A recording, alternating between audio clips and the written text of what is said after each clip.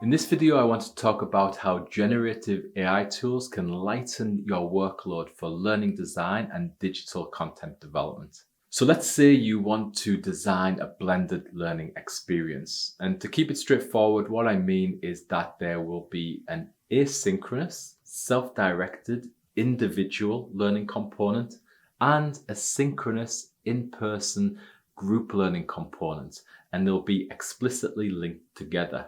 Now, when we come to design these learning experiences, a common approach is to be led by the content, meaning that people start adding digital content such as videos, etc., to an existing in-person classroom-based learning experience. Now, this approach can lead to what I call course bloat, where there's irrelevant content and activities because you've added on to your existing learning experience unnecessarily. Students then pick up on this. They're really good at taking the path of least resistance in most cases. So they disengage from the irrelevant content and your time and effort has been wasted.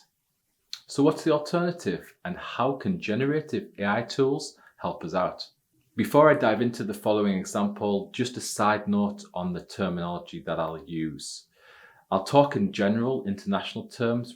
So for example, I'll talk about course instead of subject, teaching session as opposed to lecture or tutorial, and learning objectives rather than the term I usually prefer, session level learning outcomes. And the reason for this is to be better understood by the AI tool that I'll demonstrate.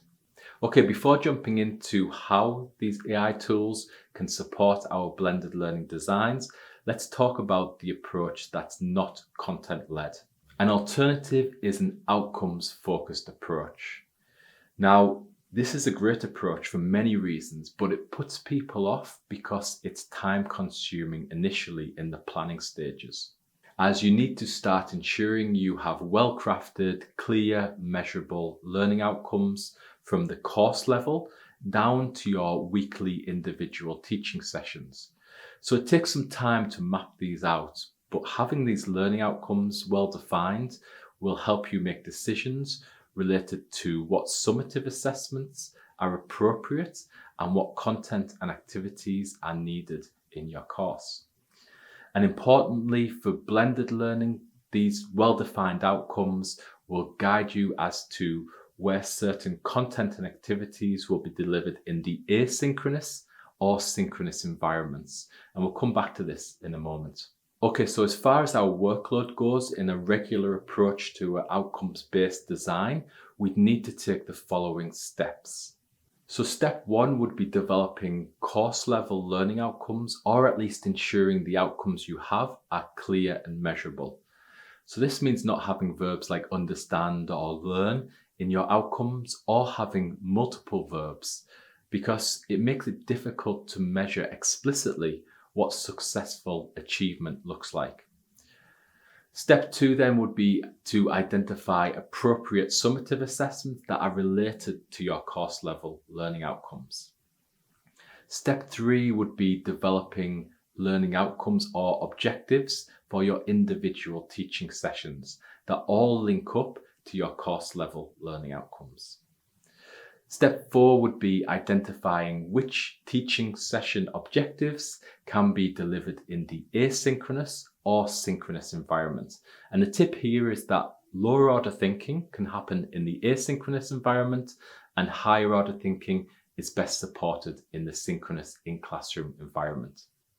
And then step five would be identifying content and activities and formative assessments or assessment for learning that link to your session level learning outcomes and support your learners to achieve their summative assessments. And in doing so, they also implicate achievement of the course level learning outcomes. So this is a lot to do before you've even started teaching, and many people feel they don't have the time for this, or they don't know where to start, or they don't see how valuable the time spent here will eventually save them time in the future. But this is where generative AI tools can help turn what could take weeks of planning into less than 1 hour. In fact, the demonstration that I'm about to show took around 30 minutes and ChatGPT was running a little slow. So let's take a look. Okay, so the first thing you do when you go to ChatGTP is you ask it to take the role of something, a designer, a marketer, whatever it may be. In this case, it's an expert learning designer or instructional designer or an educator. But we just want to narrow the parameters slightly to focus it in more accurately on what we want it to do. And the next thing is we're going to ask it to write a course description for a postgraduate level course on the topic of interest. In this case, it's going to be technology enhanced learning. So again, we're focusing the program more acutely on what we want it to do. So it starts developing a very nice course description here, and it outlines a range of topics that you might want to include, and it gives some quite nice detail, I think, quite quickly here. Okay, so the next step is to focus it even further. I want it to develop some course level learning outcomes, and I'm going to give it more specific instruction. So I'm going to say, I want you to use Bloom's revised taxonomy. Other taxonomies are available, of course, but again, this is just to focus it further. And I'm going to say, generate 4 to 5 course level learning outcomes that show higher order thinking. So the thought here is that we're giving it a specific taxonomy. I actually probably want 3 to 4 course level learning outcomes, but I asked for 4 to 5 to give me options as to which ones I take. And because it's course level, I just want to ensure that it's measuring higher order thinking. So let's see what it comes up with. Okay, so it generates an outcome there, and it explains, where it's sitting in relation to Bloom's revised taxonomy. And just generally looking at what it's coming up with here, they all look potentially useful.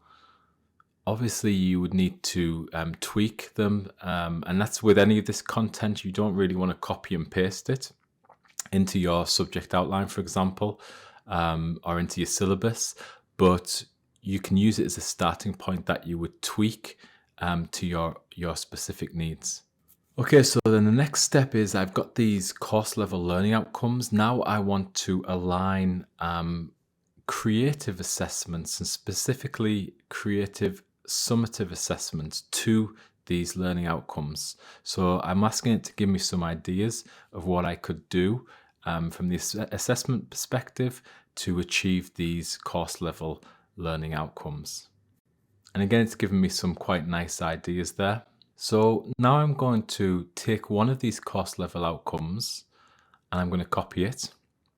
I'm going to paste it down here, and I'm going to say, for learning outcome 1, and just to remind it what it is, using Bloom's revised taxonomy again, I want you to generate 3 learning objectives at the session level. So I've got this course level outcome. Now I'm thinking about what will happen at the session level. And I can see it's not quite understood what I've asked here. I think it's going to produce 3 sessions and a couple of objectives within each session. So the way I phrased that was probably not correct or not fully understood by the program, but it is generating these session level learning objectives that are linked to my course level outcomes. So even though it's not exactly what I was looking for here, it's still giving me something useful that I can take. Okay, so now I've got these session level learning objectives. I'm thinking about what formative assessments or assessment for learning can I have in my sessions to show me that these objectives are being met. And again, it's generated some ideas there. And I'm interested, it's talking about design principles in these. So I'm asking it, can you describe one of these design principles? Because now I'm thinking about what content goes into my course to help me meet these objectives that ultimately help me meet the learning outcomes and support the students in the assessments of the course. Okay, so it's identified one of these principles, which is learner-centered design. And I'm going to take that because at some point in my course then, students are going to have to know what these design principles are, in this case, learner-centered design. So now I'm thinking about the content that's going to support the achievement of these outcomes. So I'm going to ask it to create a video script to introduce this concept of learner-centered design. And again, it could be any concept within your course that you ask it to do this for. And it's going to generate a video script there. It's got the title. It's giving me ideas of what visuals would be in the video. And it's giving me a narrator script that I would follow.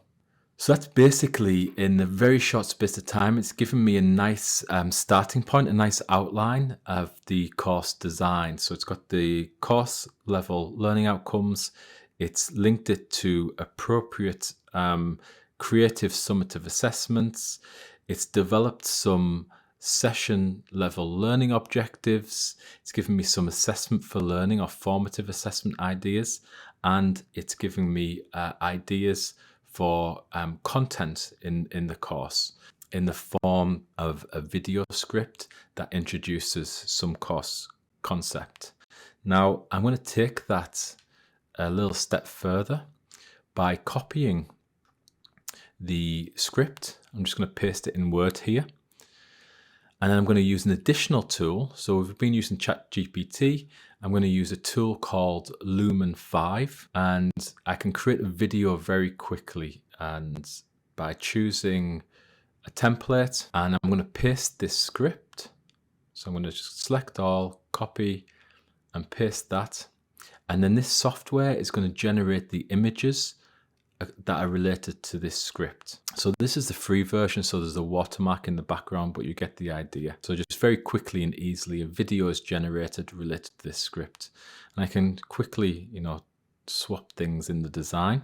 I can add background music, but if I preview it, you can see that there's a video here, and all it needs now is for me to record my voice over the top using the narration part of the script. Okay, so this was a quick overview of how generative AI tools can lighten your workload when it comes to your learning design approach and digital content development for blended learning experiences. I hope you found it useful.